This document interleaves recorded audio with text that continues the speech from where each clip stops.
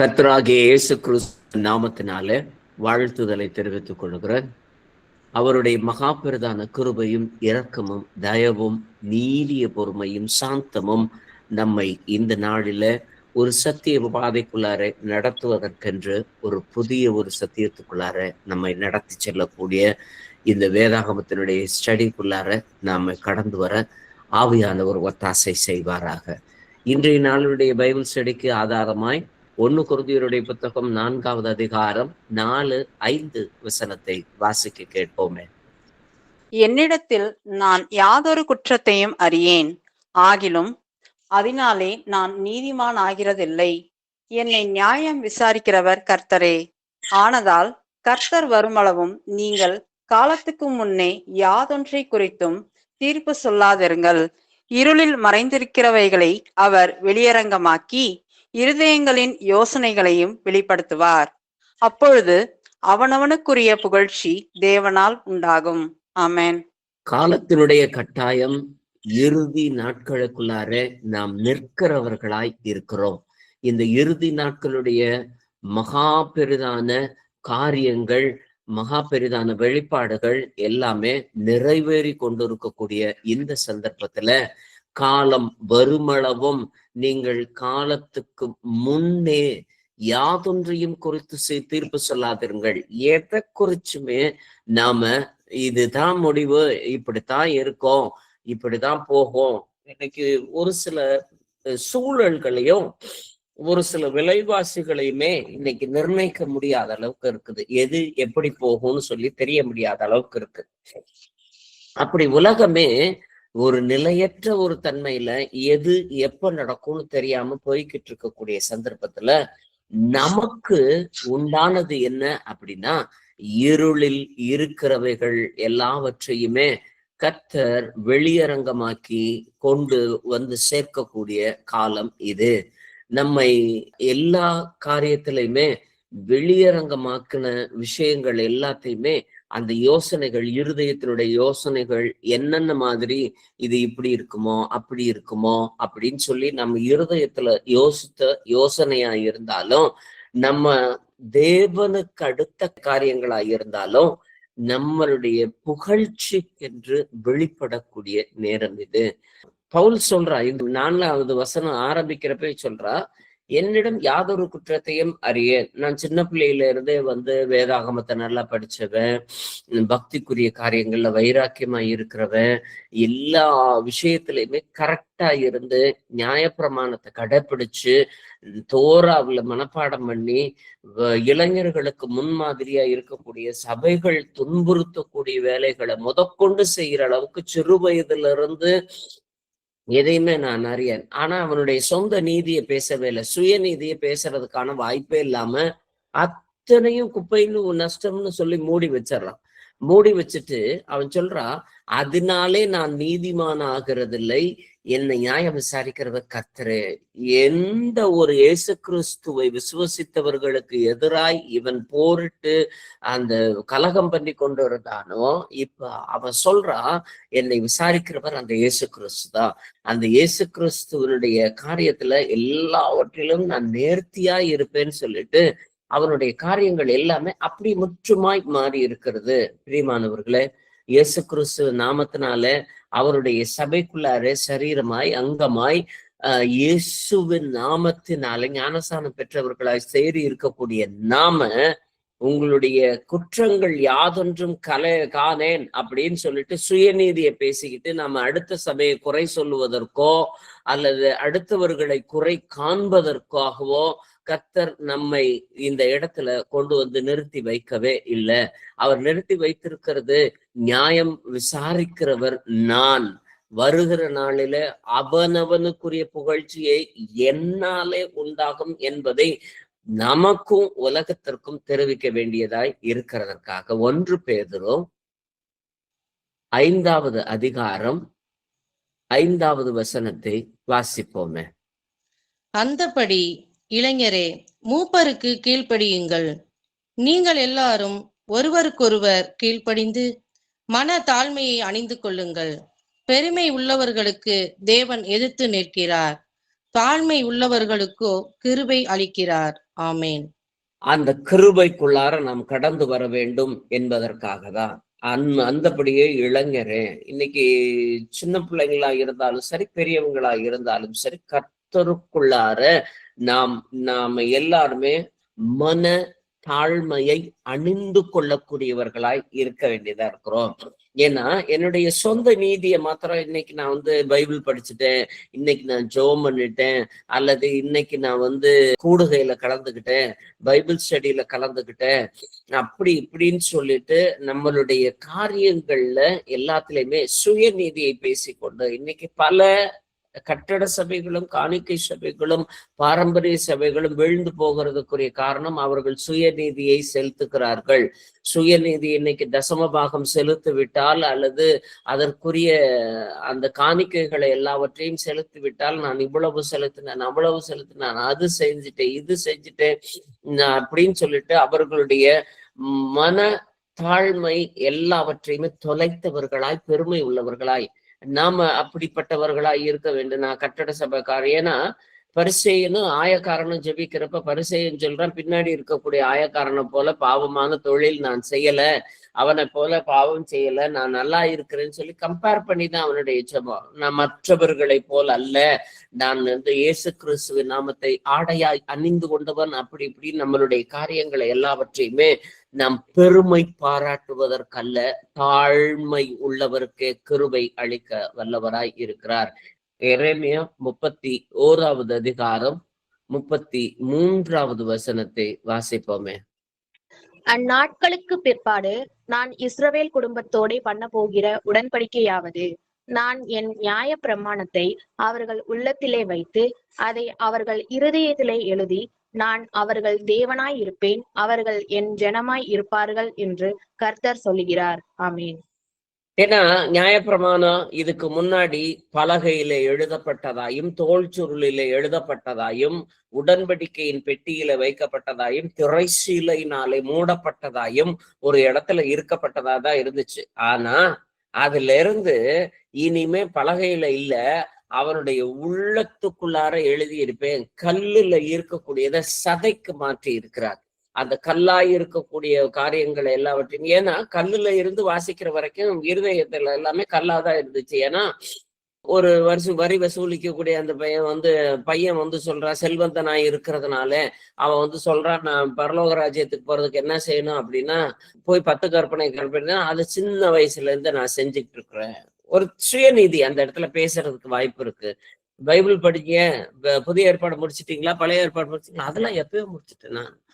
அதுல சுயநீதியை நாம் பேசுகிறவர்களாய் இருக்கும் பட்சத்துல தேவன் நம்மளுடைய இருதயத்தை சதையுள்ள இருதயமாய் மாற்றி இருக்கிறார் என்று அர்த்தம் அல்ல, அதை இன்னுமே கல்லாதான் இருக்குது என்று அர்த்தமாய் இருக்கிறது.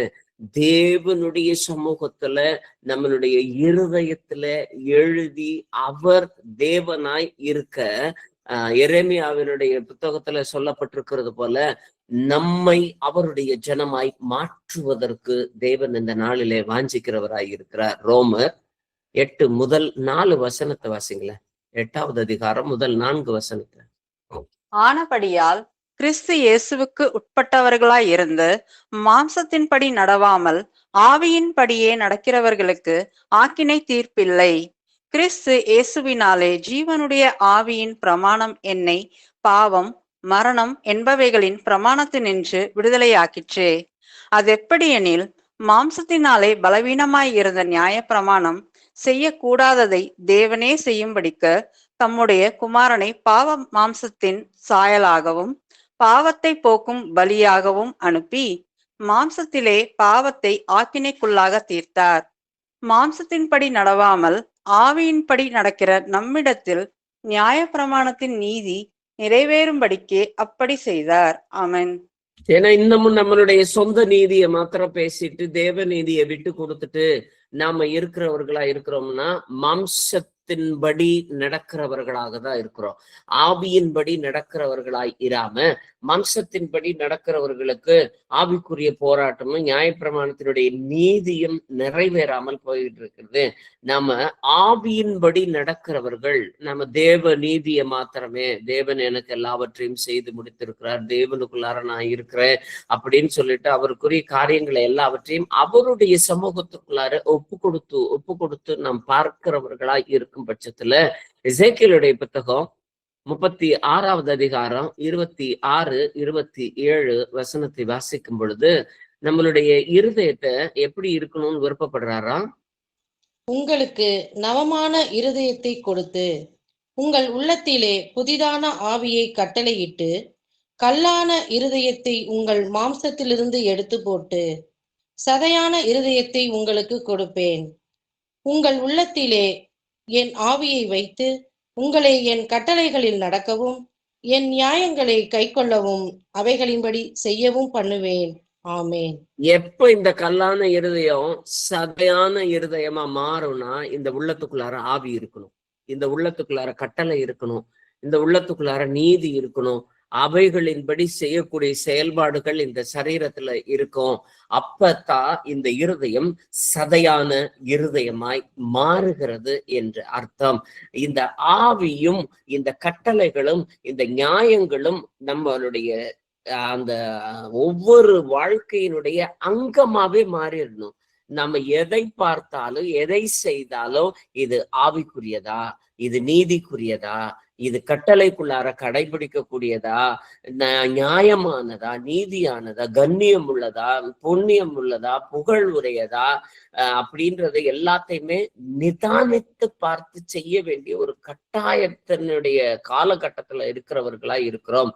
ஆனா இதுல நம்மளுடைய சொந்த நீதியை மாத்திரம் பேசிட்டு நான் இன்னைக்கு 5 அதிகாரம் வாசித்துட்டேன், அல்லது பைபிள் ஸ்டடியில நான் ஒரு வாரம் 1 மணி நேரம் கலந்துக்கிட்டேன் அப்படின்னா இந்த நாளுக்குரிய ஆவிக்குரிய அத்தனை காரியம் இல்லை. ஒவ்வொரு நொடி பொழுதும் ஒவ்வொரு நாழிகையும் கர்த்தர் வருவதற்கு ஆயத்தமாய் இருக்கிறது. அதே போல நம்மளுடைய நாளும் நாழிகைக்கும் அந்த ஒவ்வொரு நிமிஷத்திலையுமே தேவனுடைய ஆவியை உடையவர்களாக, தேவனுடைய கட்டளை உடையவர்களாக, தேவனுடைய நியாயத்தை உடையவர்களாக நாம் நிற்கும் பொழுது நம்மை நீதிமான் என்று சோதித்தறியக்கூடிய அளவிற்கு எரேமியாவுடைய புத்தகம் 20வது அதிகாரம் 12வது வசனத்தை வாசிப்போம். ஆனாலும் நீதிமானை சோதித்தறிந்து உள்ளிந்திரியங்களையும் இருதயத்தையும் பார்க்கிற சேனைகளின் கர்த்தாவே, நீர் அவர்களுக்கு நீதியை சரி கட்டுகிறதை காண்பேனாக. என் காரியத்தை உம்மிடத்தில் சாட்டிவிட்டேன். ஆமேன். ஏன்னா இதுதான் தேவன் எதிர்பார்க்கக்கூடியதா இருக்கு. ஏன்னா நம்மளுடைய வெளியரங்கமா இருக்கக்கூடிய காரியத்தை நீங்க 1000 தான தர்மம் பண்ணுங்க. ஏன்னா இன்னைக்கு வெளியரங்கமா இருக்கக்கூடியது பொட்டை எடுத்துட்டு, பூவை எடுத்துட்டு, வெள்ளாடைய போட்டுக்கிட்டு, ஞாயிற்றுக்கிழமை சர்வீஸுக்கு வரணும்னா ஒயிட்ல தான் நான் வருவேன். எப்பவுமே நான் நகை போடுறது இல்லை, கோல்டே விரும்புறது கிடையாது, அப்படி இப்படின்னு சொல்லக்கூடியவங்க எல்லாமே புறம்பாய் இருக்கக்கூடிய வெளியில இருக்கக்கூடிய சுயநீதியை மட்டுமே பேசுகிறவர்களா இருக்கிறார்கள். அந்த சுயநீதியை பேசுறவங்க என்னது கை கழுவுலையா, பாத்திரம் சுத்தம் பண்ணலையா, உபவாசம் இருக்கலையா அப்படிங்கிற விஷயங்கள். ஏன்னா இன்னைக்கு கட்டட சபைகளும் காணிக்கை சபைகளும் பாரம்பரிய சபைகளும் ஒரு வெளியரங்கமா மாயமான தாழ்மைக்குள்ளார கடந்து போயிட்டு அதை கடைபிடிக்கிறது தான் இன்னைக்கு பக்தி முயற்சின்னு போய்கிட்டு திரளான கூட்டத்திற்குள்ளாரே கடந்துகிறார்கள்.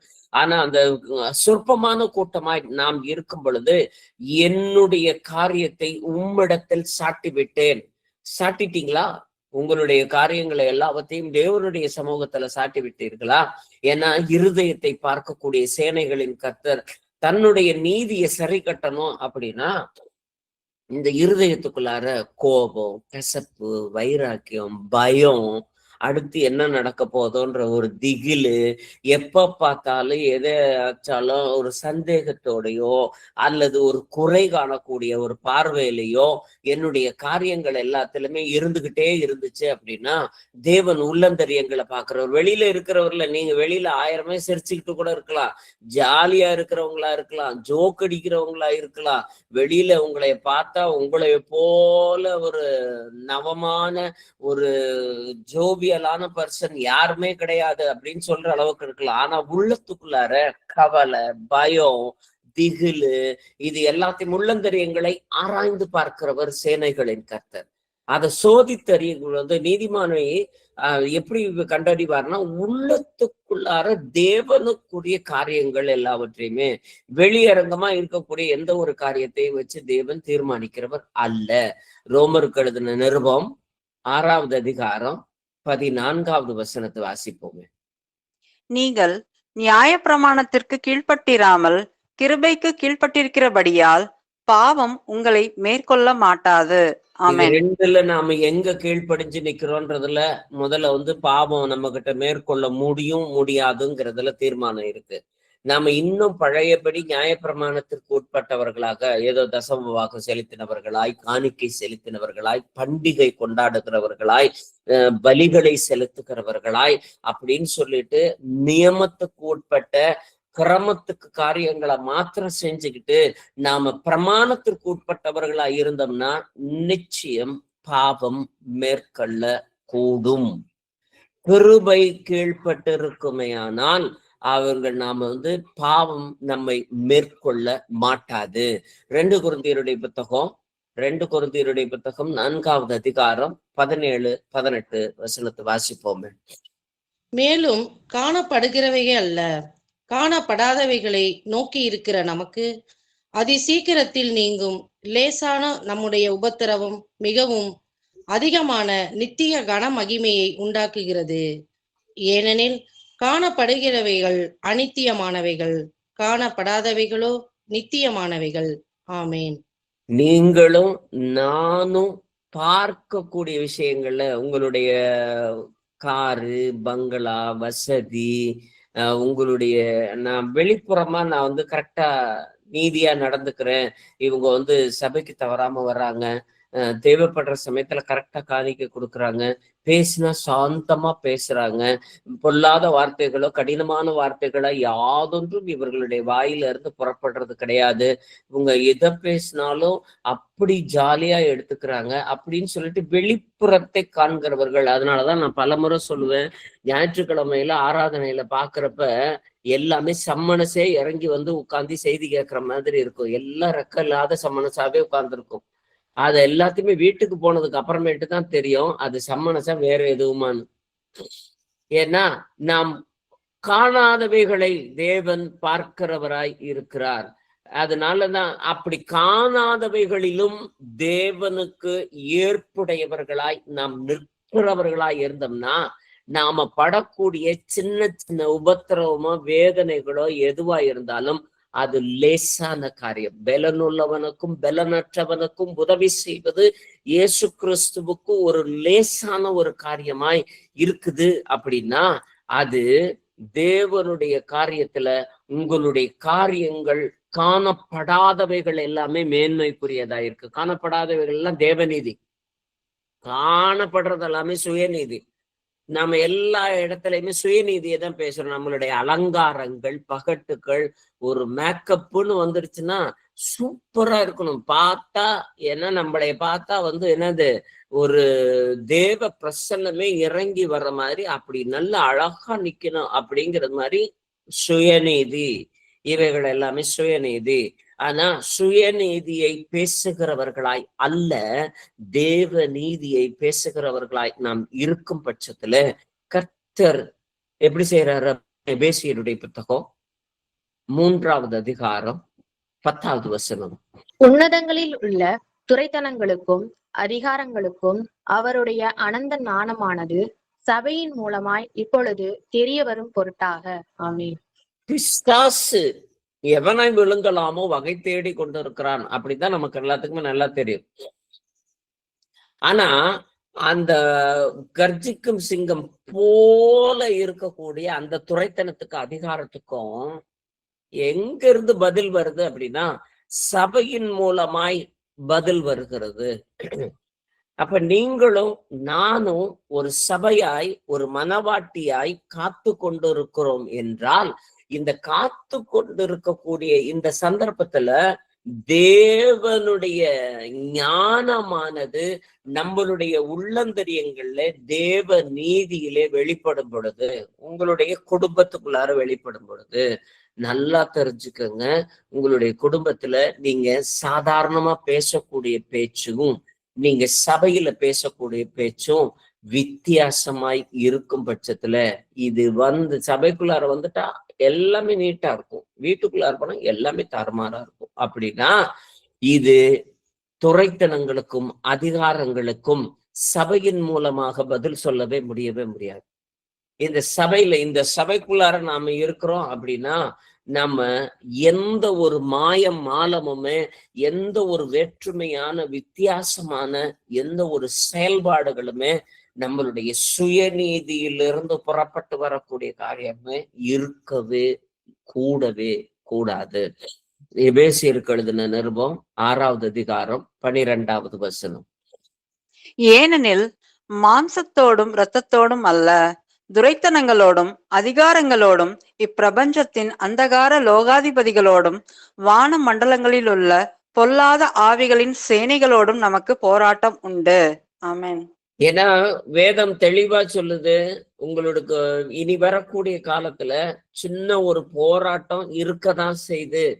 நாம என்னது, உலக சூழல் எப்படி இருக்கும், எந்த நேரத்துல எது மாறும்னு தெரியாத ஒரு நெருக்கடியான சூழல்ல உலகம் நிக்குது. ஆனா இதுக்கு மத்தியில நாம போய் வார்ஃபேர்ல நின்று 3வது உலக போர் நடத்த போடக்கூடிய நாட்டினுடைய அதிகாரிகள் அல்ல, நாட்டினுடைய போர் சேவகர்கள் அல்ல. நாம தேவனுடைய சமூகத்துல இருந்து தேவ நீதியோடு கூட, மாம்சத்தோடு அல்ல, இரத்தத்தோடு அல்ல, துரைத்தனங்களுக்கும் அதிகாரங்களோடும் இந்த பிரபஞ்சத்தின் லோகாதிபதிகளோடும் வானமண்டலத்தினுடைய பொல்லாத ஆவிகளோடும் கூட நாம் போரிட வேண்டியதா இருக்கிறது. ஏன்னா அன்னைக்கு இயேசு கிறிஸ்து வந்தப்ப கூட யூதர்கள் எல்லாருமே போய் இவன் நேர பிளாத்துவை அன்னாசு கைப்பாசு இவங்களோட சேர்ந்து ரோம பேரரசை கவிழ்த்து போட்டுருவாரு அப்படின்னு தான் எதிர்பார்த்து குருத்தோலை ஏந்தி இவரை பவனி எடுத்து கூட்டிட்டு போனாங்க. ஆனா இவர் போனது தேவாலயத்துக்குள்ளார போனது, ஆவிக்குரிய காரியத்துலதான் இவருடைய காரியங்கள் தான் இருந்துச்சு. இவருக்கு சகல ரைட்டுமே இருந்துச்சு, இவர் கூட ஜனங்கள் இருந்தார்கள். அன்னைக்கு மட்டும் போராட்டத்தை மட்டும் கையில எடுத்திருந்தாரு அப்படின்னா, அவ்வளவு ஆண்கள் கூடி இருக்கக்கூடிய சமயத்துல எப்பொழுதுமே கலகம் வருங்கிறது எதிர்பார்த்து ரோம போர்ச்சேவர்கள் கவனமா இருக்கக்கூடிய நாட்கள். ஆனா ரோம போர்ச்சேவர்களுடைய எண்ணிக்கையை காட்டிலும் எல்லா பட்டணத்துல இருந்து யூதர்கள் அந்த குருத்தோலை ஏந்தின அந்த பவனி வரக்கூடிய நாட்கள்ல கிட்டத்தட்ட லட்சக்கணக்கான ஜனங்கள் இயேசு கிறிஸ்துவிற்கு பின்பாக நடந்து சென்றார்கள். அப்ப அத்தனை ஜனங்களும் கலகம் உண்டு பண்ணி இருந்தா நிச்சயமா கோட்டையை கைப்பற்றி இருக்கிறதுக்கான வாய்ப்பு அந்த நாளில இயேசு கிறிஸ்துவின் கரத்துல இருந்துச்சு. ஆனா அவருடைய போராட்டம் மாம்சத்தோடும் இரத்தத்தோடும் அல்ல, துரைத்தனங்களோடும் அதிகாரங்களோடும் பிரபஞ்சத்தின் லோகாதிபதிகள். அதனாலதான் அவர் ஞானஸ்தானம் பெற்ற பின்பு இவர் உப்பரிகையில ஏறி சோதிக்கப்படுவதற்கும், கல்லுகளை அப்பமாய் மாற்றி சோதிக்கப்படுவதற்கும், அவரை பிசாச தாள பணிஞ்சுக்கிட்டா உனக்கு எல்லாத்தையும் தருவேன்னு சொல்ற அளவுக்கு சோதிக்கிறதற்கு தன்னையே கையளிக்க ஆவியானவர் அவரை அழைத்து சென்றார் என்று வேத வசனம் சொல்லுகிறது.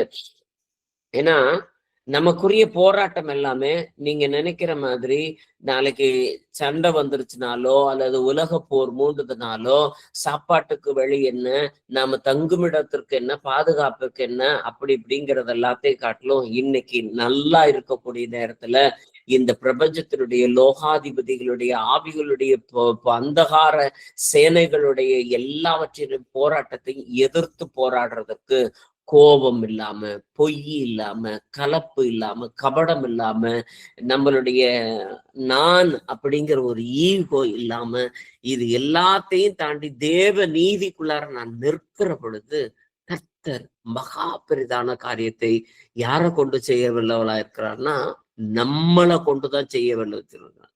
இன்னும் ஸ்பெசிபிக்கா சொன்னோம்னா ஒவ்வொருத்தரும் சொல்ல வேண்டியது, என்னை கொண்டு பிசாசினுடைய தலையை நசுக்குவதற்கு தேவன் இந்த நாளில என்னுடைய காரியத்தை எல்லாவற்றையுமே மாற்ற வல்லவராய் இருக்கிறார். அவர் ஏற்கனவே எல்லாத்தையுமே செய்து முடிச்சிட்டாரு. அதே போல நாமளும் செய்யணும்னு சொல்லி எதிர்பார்க்கிறதுனாலதான் அப்போஸ்தலர் பணி 2வது அதிகாரம் 23வது வசனம். அப்படி இருந்தும் தேவன் நிர்ணயித்திருந்த ஆலோசனையின்படியேயும் அவருடைய முன்னறிவிப்பின் படியேயும் ஒப்பு கொடுக்கப்பட்ட அந்த இயேசுவை நீங்கள் பிடித்து அக்கிரமக்காரருடைய கைகளினாலே சிலுவையில் ஆணி அடித்து கொலை செய்தீர்கள். ஆமேன். இது வெளியரங்கமா பார்த்த அந்த யூதர்களுக்கு எதுவுமே அவங்க கையில கிடைக்கல. அதனால அவங்க எதிர்பார்த்திருந்த வருவார்னு சொல்லி காத்திருந்த மெசியாவை சிலுவையில கொண்டு போய் அரைஞ்சாங்க. இன்னைக்குமே பிரியமான சகோதரனே சகோதரிய, நாம மற்ற சபையை காட்டிலும் இந்த சபைக்குள்ளார நிக்கிறது மேசியா சீக்கிரமாய் வரப்போகிறார். இந்த உலகம் முடிவை சந்திக்க போகிறது. தேவனுடைய ராஜ்யம் வருகைக்கு சமீபமாய் இருக்கிறது. அப்படிங்கிறது எல்லாத்தையுமே 100% விசுவசித்து நாம் காத்திருக்கிறவர்களா இருக்கிறோம். அதுல இன்னமும் நம்மளுடைய சுயநீதியை மாத்திரம் பேசிக்கிட்டே இருந்தோம் அப்படின்னா, நான் இன்னும் அதுல ரைட்டா இருக்கிறேன், இதுல ரைட்டா இருக்கிறேன், அதுல கரெக்டா இருக்கிறேன், இப்படி போயிட்டு இருக்கிறேன், அப்படி வந்துட்டு இருக்கிறேன், நம்மளுடைய சொந்த நீதியை மாத்திரம் பேசிட்டு இருந்தோம்னா தேவ நீதியில கோட்டை விட்டுருவோம். இவர்கள் எந்த மெசியாவை எதிர்பார்த்து அந்த அழுகையின் சுவருக்கு முன்னாடி முட்டி மோதிட்டு இருந்தாங்களோ அதை இன்ன வரைக்கும் செய்து கொண்டு இருக்கிறார்கள். இயேசு கிறிஸ்து 2000 ஆண்டுகள் தாண்டியுமே அவர்கள் இன்ன வரைக்கும் செய்து கொண்டிருக்கிறார்கள். அவர்களுடைய கண்கள் கண்டுகொள்ளவில்லை. அந்த அவலமான நிலைமை யூதர்களுக்கு இருக்கிறது போல, பிரியமானவர்களே, இந்த சபைக்குள்ளார இருக்கிற யாதொருவருக்கும் நேராதபடிக்கு இருக்கணும் அப்படின்னா, நான் தேவ நீதியில என்னை பயிற்றுவிக்க வேண்டியவனாய் இருக்கிறோம். அதற்கு ரொம்ப பெரிய உதாரணம் பேதுருவையும் யூதாஸையும் நாம எடுத்துக்கிட்டோம் அப்படின்னா, யூதாஸ் காரியோத்தும் பேதுருவும் ஒரே தப்பதான் பண்ணாங்க. 2 பேரும் பண்ணது இயேசு கிறிஸ்துவை காட்டி கொடுத்ததுதான். இவனும் பேதுருவும் மறுதளித்து இயேசு கிறிஸ்து யாருன்னே தெரியாது அவரை சபிக்கவும் திட்டமும் தொடங்கினான். அதே போலதான் யூதா ஸ்காரியோத்தும் செய்தது. 2மே ஒரே நிலையான பாவம் தான். ஆனா இவர்களுடைய 2 பேருடைய மனநிலையில இவர்களுடைய சொந்த நீதிக்கும் தேவ நீதிக்கும் எவ்வளவு பாரதூரமான வித்தியாசம் இருக்கிறது என்று நாம் வேத வசனத்தினுடைய அடிப்படையில நாம் வாசிப்போமே. லூக்கா எழுதின சுவிசேஷம் 5வது அதிகாரம் 4 முதல் 11 வரைக்கும் இருக்கக்கூடிய வசனத்தை வாசிப்போம். அவர் போதகம் பண்ணி முடித்த பின்பு சீமோனை நோக்கி, ஆழத்திலே தள்ளி கொண்டு போய் மீன் பிடிக்கும்படி உங்கள் வலைகளை போடுங்கள் என்றார். அதற்கு சீமோன், ஐயரே, முழுவதும் நாங்கள் பிரயாசப்பட்டும் ஒன்றும் அகப்படவில்லை. ஆகிலும் உம்முடைய வார்த்தையின்படியே வலையை போடுகிறேன் என்றான். அந்தபடியே அவர்கள் செய்து தங்கள் வலை கிழிந்து போகத்தக்கதாக மிகுதியான மீன்களை பிடித்தார்கள். அப்பொழுது மற்ற படவிலிருந்த கூட்டாளிகள் வந்து தங்களுக்கு உதவி செய்யும்படிக்கு சைகை காட்டினார்கள். அவர்கள் வந்து 2 படவுகளும் அமிழத்தக்கதாக நிரப்பினார்கள். சீமோன் பேதுரு அதை கண்டு இயேசுவின் பாதத்தில் விழுந்து, ஆண்டவரே, நான் பாவியான மனுஷன், நீர் என்னை விட்டு போக வேண்டும் என்றான். இப்போ இந்த இயேசு கிறிஸ்து சீமோனை முதலாய் சந்தித்த அந்த சீக்வன்ஸ் தான் இது. இந்த சீக்வன்ஸ்ல முதல்ல சீமோனை சந்திச்சப்ப இவனுடைய பேசிக்கான தொழில் மீன் பிடிக்கக்கூடிய தொழில். இவன் எதிர்பார்த்தது மீன் பிடிக்கிறதுல ரொம்ப திரளான மீன் பிடிக்கணும், நல்ல வருவாய் சம்பாதிக்கணும் அப்படிங்கிறதா அவன் எதிர்பார்த்தான். ஆனா அவன் எதிர்பார்த்ததுபடி அன்னைக்கு ராத்திரி முழுக்கவும் அவன் படகுல போய் வலை விரிச்சு அவனுக்கு கிடைக்கவே இல்லை. அதனால அவன் சோர்ந்து போயிருக்கக்கூடிய அந்த சந்தர்ப்பத்துல இயேசு கிறிஸ்து அவனை சந்திக்கிறாரு. சந்திக்கிறப்போ அவனுக்கு திரளான மீன் கிடைக்குது. திரளான மீனுடைய பொருள் என்ன அப்படின்னா அவனுக்கு நல்ல காசு கிடைக்குது. இன்னைக்கு கிறிஸ்தவர்கள் பல பேர் இயேசு கிறிஸ்துவை அண்டுவது அவர்கள் தொழில் செழிக்க வேண்டும் என்பதற்காக தான், அவர்களுடைய வாழ்க்கை செழிக்க வேண்டும் என்பதற்காக தான், வியாதி சரியாகணும் அப்படின்றதுக்காக தான், அவங்களுடைய காரியங்கள் எல்லாவற்றையுமே சீர்பொருந்த வேண்டும் என்பதற்காக தான் இன்னைக்கு பலர் இயேசு கிறிஸ்துவை நாடுகிறார்கள். ஆனா இயேசு கிறிஸ்துவை இவன் நாடினது எதற்காக அப்படின்னா, நான் சரியான ஆளு கிடையாது ஆண்டவரே. இன்னைக்கு அவனுக்கு அந்த ஒரு அற்புதத்தை பார்த்த உடனே இயேசு கிறிஸ்துவோட உடனே டீல் பண்ணிருக்கலாமே. நான் இயேசு கிறிஸ்துவே, நீங்க என் கூட நீங்க இருங்க, நீங்க ஊழியம் பண்ணுங்க, நீங்க எந்த ஊருக்கு வேணாலும் ஊழியம் பண்ணுங்க, எந்த இடத்துல எந்தெந்த கடல்ல எல்லாம் நீங்க படகு போய் சேரணுமோ அந்தந்த கடலுக்கெல்லாம் நான் படகு சப்ளை பண்றேன், எங்கெங்கெல்லாம் கூட்டிட்டு போகணுமோ அங்கெல்லாம் கூட்டிட்டு போயிடுறேன். ஆனா எனக்கு ஒண்ணு மட்டும் செஞ்சிருங்க, என்னுடைய வியாபாரத்துல எனக்கு இதே மாதிரி தினைக்கும் என்னது படகு நிறையிற அளவுக்கு மீன் கொடுங்க. டீல் வச்சிருக்கலாமே, இயேசு கிறிஸ்துவோட அவன் டீல் வச்சிருக்கலாமே. ஆனா அவன் என்ன சொல்றான் அப்படின்னா, அந்த திரளான மீன்பிரிகளை எல்லாத்தையுமே பார்த்த உடனே இயேசு கிறிஸ்துவை பார்த்து, நான் பாவியான மனுஷன், நீங்க என்னைய விட்டு போங்கன்னு தான் சொல்றான். இவனுக்கு அறவே அந்த பொருள் மீது ஆசை இல்லை. எப்போ தொழில் செழிக்கிறதோ, அவனுடைய தொழில், மீன் பிடிக்கக்கூடிய தொழில் அவன் எதிர்பார்த்ததை காட்டிலும் ரொம்ப அதிகமாய் செழிக்குது. செழிக்கிறப்ப இவன் சொல்றான், இயேசு கிறிஸ்துவே நீங்க என் கூடவே இருங்க அப்படின்னு சொல்லி ஜெபிக்கக்கூடியவர்களா இருக்கிறோம். இன்னைக்கு நமக்கு ஒரு காரியத்தை சரியா வாய்க்க பண்ணணும் அப்படின்னா, என் கூட இருங்க ஆண்டவரே, எனக்கு நல்ல வேலை கிடைக்கணும், நல்ல வரன் கிடைக்கணும், நல்ல வீடு கிடைக்கணும், நல்ல காரு கிடைக்கணும், நல்ல லாபம் கிடைக்கணும், அப்படி இப்படின்ற விஷயத்துல நான் சார்ந்து கொண்டிருக்கும் பொழுது எதையோ ஒரு தேவையின் நிமித்தத்தினாலதான் நாம் தேவனை சார்ந்தவர்களாய் இருக்கிறோம் அப்படின்னா, நீங்க சுயநீதியை சார்ந்தவர்களாய் இருக்கிறீர்கள் என்று அர்த்தம். அப்போ இவன் சொல்றான், என்னை விட்டு அகன்று போங்கள், என்னை விட்டு போயிருங்க, வேணா நான் பாவியான மனுஷன். ஆனா இன்னைக்கு நம்மளுடைய ஜெபங்கள்ல நான் எப்படி இருந்தாலும் ஆண்டவரே நீங்க என் கூட இருந்தீங்கன்னா எல்லாமே சரியாகும். அப்படி தொடர்ந்து வாசிமா 9ல இருந்து. அவர்கள் திரளான மீன்களை பிடித்தது நிமித்தம் அவனுக்கும் அவனோட கூட இருந்த யாவருக்கும் பிரமிப்பு உண்டானபடியினால் அப்படி சொன்னான். சீமோனுக்கு கூட்டாளிகளான செபதேயுவின் குமாரனாகிய யாக்கோபும் யோவானும் அந்தபடியே பிரமித்தார்கள். அப்பொழுது இயேசு சீமோனை நோக்கி, பயப்படாதே, இது முதல் நீ மனுஷரை பிடிக்கிறவராய் இருப்பாய் என்றான். அவர்கள் படவுகளை கரையிலே கொண்டு போய் நிறுத்தி எல்லாவற்றையும் விட்டு அவருக்கு பின் சென்றார்கள். ஆமீன். இவ்வளவு நாள் கழிச்சு பிசினஸ்ல இவனுடைய எதிர்பார்ப்பை காட்டிலும் அதிகமாய் வந்திருக்கிறது இப்பதான். ஆனா அந்த சமயத்துலதான் எல்லாத்தையுமே அப்படியே விட்டுட்டு இயேசு கிறிஸ்துவுக்கு பின்பக்கத்துல போறான். இயேசு கிறிஸ்துவுக்கு பின்பக்கத்துல போகிறதுக்கு இவனுக்கு என்ன முகாந்திரம் இருக்குது? ஏதாச்சும் திரும்ப எனக்கு மீன் பிடிக்கிறதுக்கு எப்படின்னு சொல்லி தருவாரு அப்படி இப்படின்லாம் இல்ல. அவன் தொழிலையே அன்னையோட கைவிடுறான். எப்போ பிரம்மாண்டமான ஒரு அறுவடையை பார்க்கிறானோ அன்னைக்கு நீங்களும் நானும் இப்படி செய்திருப்போமா? கொஞ்சம் யோசிச்சு பார்க்கலாமே.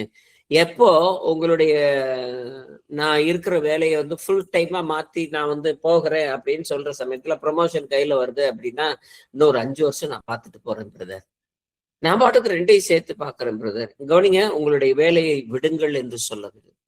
எல்லாமே ஃபுல் டைமா ஏன்னா அதுக்குரிய சபை இதல்ல. நாம சபையினுடைய காணிக்கையை வைத்து எதிர்பார்க்கிறதோ வேலையை விட்டுட்டு உடனே வர்றதுக்கு. ஆனா இவனுடைய இருதயத்தினுடைய ஆழம் சுயநீதியை பார்க்கல, தேவ நீதியை பார்க்கறான். நான் மனுஷனை பிடிக்கிறவர்களாய் மாத்தணும், மனுஷர்களுக்குரிய காரியங்களை எல்லாத்தையுமே செய்யணும் அப்படின்னு சொல்லிட்டு மனுஷனுக்குரியதை அல்ல தேவனுக்குரியதை, இவனுடைய சுயநீதியை பார்க்கவில்லை, தேவ நீதியை பார்க்கிறவனாய் மாறுறான். ஏன்னா அப்படி எல்லாத்தையுமே வேண்டான்னு சொல்லிட்டு உடனே வெறுத்து போகிறதற்கு எந்த சமயத்துல தெரியுமா?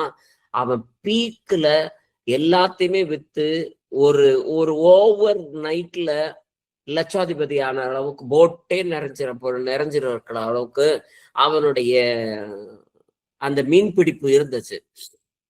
நீங்கள் நானும் கொஞ்சம் யோசிச்சு பாருங்க. இன்னைக்கு இரவே உங்களுடைய விண்ணப்பங்கள் எல்லாமே நிறைவேறினதுக்கு அப்புறமேட்டு, நீ எதிர்பார்த்தது இந்த வேலை நல்லா கிடைச்சதுக்கு அப்புறமேட்டு, நான் இத்தனை நாள் நான் ஜெபம் பண்ணிட்டே இருந்தேன், எனக்கு காசுக்காக வேலை வேணும், வேலை வேணும், வேலை வேணும், அல்லது கார் வேணும், கார் வேணும், பங்களா வேணும், பங்களா வேணும், நல்ல சுகம் வேணும், இதெல்லாம் வாங்கினதுக்கு அப்புறமேட்டு எல்லாத்தையும் விட்டுட்டு நான் இயேசு கிறிஸ்துக்கு பின்னாடி போறேன் அப்படின்னா, இவனுக்கு அது சோதனையை தேவன் அந்த இடத்துல வைக்கிறவராய் இருக்கிறார். நிச்சயமா இவனுடைய டீல் பேசியிருக்கலாம்.